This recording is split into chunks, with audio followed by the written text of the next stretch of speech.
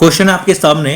A narrow beam of protons each having 4.1 million electronvolt energy is approaching sheet of lead Z equals 82. Calculate the speed of a proton in the beam and the distance of its closest approach. चलिए शुरू करते हैं इसका solution. इसमें कहा गया है proton की एक बीम आ रही है और प्रोटॉन की जो बीम आ रही है उसकी जो एनर्जी है अप्रोचिंग देखो एक बार ध्यान रखना, एनर्जी तीन टाइप की होती है, टोटल एनर्जी, पोटेंशियल एनर्जी और काइनेटिक एनर्जी। कैसे पता चलेगा? अप्रोचिंग मतलब है इसकी ओर अग्रसर है, चल रही है तेजी से, तो वहां पे कौन सी आएगी? Kinetic energy. तो काइनेटिक एनर्जी यहां पर दे दी गई है 4.1 मिलियन इलेक्ट्रोवोल्ट। जेड दे दिया गया है यहां पे 82। आपको स्पीड फाइंड करनी है। देखिए काइनेटिक एनर्जी का सीधा फॉर्मूला होता है हाफ mv²। तो यहां से v² आ जाएगा 2k/m। वैल्यू पुट करेंगे, 2k की वैल्यू 4.1 मिलियन है तो 1.6 10⁻13 से मल्टीप्लाई कर देंगे।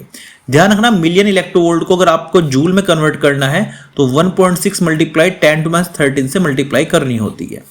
अपॉन में m की वैल्यू आप रखेंगे यहां पर। m क्या लेंगे यहां पर? देखो सबसे बड़ी बात है, प्रोटॉन की बात चल रही है तो आपको प्रोटॉन का यहां पर मास रखना पड़ेगा। तो आ जाएगा इसका जो प्रोटॉन मास होता है 1.67 इंटू 10⁻⁻27। आप इसको अब सोल्व करेंगे। देखो सोल्व करने की जो स्ट्रेटेजी होती है सब बच्चों की अलग अलग होती है।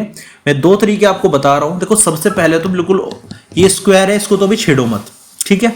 आप बिल्कुल नॉर्मल वे में इसको सोल्व करना शुरू करो। पहले तो देखिएगा सबसे पहले ये -27 है, ऊपर जाके प्लस के 27 हो जाएगा। 2 मल्टीप्लाई 4.1 मल्टीप्लाई 1.6 अपॉन 1.67 इंटू 10⁻, ये हो जाएगा 4 और ये 1 प्लस के 14 यहां पर हो जाएगा।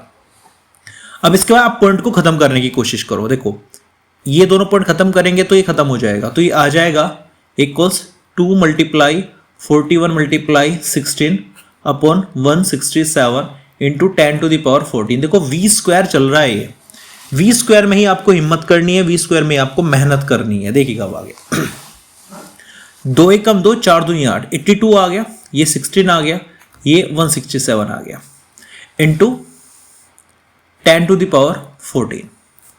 v² की वैल्यू यहां पर है। अब अगर आप यहां पर स्क्वायर रूट करने लगोगे तो कहीं ना कहीं आपको कॉम्प्लिकेशंस देखने को मिलेगी डायरेक्टली अगर आप यहां पर इसका स्क्वायर रूट करोगे। तो करना क्या है, नॉर्मली एक एक के ऊपर यहां देखो 84 2 टाइम्स में कर सकता हूं अप्रोक्स। देखो 82 2 टाइम्स कितना हो जाएगा 164, अप्रोक्स वही बैठेगा और 2 8 हो जाएगा 16। तो v आ जाएगा √8 मल्टीप्लाई 10⁻40। और जब इसको आप सोल्व करोगे, 8 किसका स्क्वायर रूट है इस चीज का। देखो जितनी आप ज्यादा प्रैक्टिस करोगे इसमें, जितना ज्यादा आप क्वेश्चन को ऐसा नहीं अपने कैलकुलेटर उठा लिया और सोल्व करना शुरू कर दिया, इससे आप एग्जाम में अच्छा परफॉर्म नहीं कर पाओगे। इसमें आपको बहुत नेगेटिव इफेक्ट मिलने वाला है। तो इसलिए मेरा मानना है कि छोटी से छोटी कैलकुलेशन भी ऐसे शूट आउट करो जैसे आप छोटी क्लास में पढ़ते हो। तो इसका जो आ जाएगा 2.8 8 का लगभग 2.82 के अप्रोक्स होता है और 10⁻7 मीटर पर second. That is your answer. जैसे मैंने आपको अभी बताया ये अप्रोक्स मैंने कट कर दिया, ये भी आप कट कर सकते हो अप्रोक्स अगर आ रहा है, कोई दिक्कत वाली बात नहीं है। तो ये आपका आंसर आ गया वेलोसिटी का। वही मैं बात करूं इसमें डिस्टेंस और क्लोजेस्ट अप्रोच का फॉर्मूला। देखो बच्चे गलती इसमें क्या करते हैं, ध्यान से समझिएगा जो गलती बच्चे करते हैं। वे r0 equals 1/4 pi epsilon not into 2ze² upon kinetic energy लगा के आ जाते हैं और कहते हैं सही कर दिया हमने। भाई साहब ये जो क्लोजेस्ट अप्रोच था इसमें हुआ क्या था, इसमें अल्फा पार्टिकल आया था और वो न्यूक्लियस से टकराया था। तो अल्फा पार्टिकल पर चार्ज कितना होता है प्लस के 2e, इस पे न्यूक्लियस पे कितना होता है Ze। तो इनकी मल्टीप्लाई हुई थी तो क्या था 2ze²। तो इसलिए ऊपर 2ze² हमने रखा था। यहां पे कौन आ रहा है, यहां पे प्रोटॉन आ रहा है। प्रोटॉन पे चार्ज कितना होता है प्लस का e, न्यूक्लियस पे चार्ज कितना होता है Ze। तो मल्टीप्लिकेशन कितना आएगा Ze²। तो इस फॉर्मूले से आपको 2 हटाना पड़ेगा, इसको रटना मत। अगर अल्फा पार्टिकल है तो 2ze² है, अगर प्रोटॉन आ रहा है तो r0 का जो फॉर्मूला बनेगा वो बनेगा 1/4 pi epsilon not Ze² upon kinetic energy. बस कुछ नहीं करना है, आपको वैल्यूज रखनी है। 9 मल्टीप्लाई 10⁻9, Z की वैल्यू यहाँ पे 82 है, E की वैल्यू होती है 1.6 मल्टीप्लाई 10⁻⁻19 का स्क्वायर। और वहीं बात करें अगर काइनेटिक एनर्जी की, तो काइनेटिक एनर्जी यहां पर है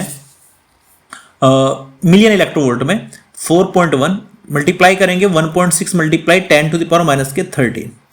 अब आप सोल्व कर सकते हैं इसको इजीली, और इसको सोल्व करने के बाद जो आपका आंसर आपको देखने को मिलेगा वो होगा approx 2.88 multiply 10 to the power minus के 14 metre. That is your answer.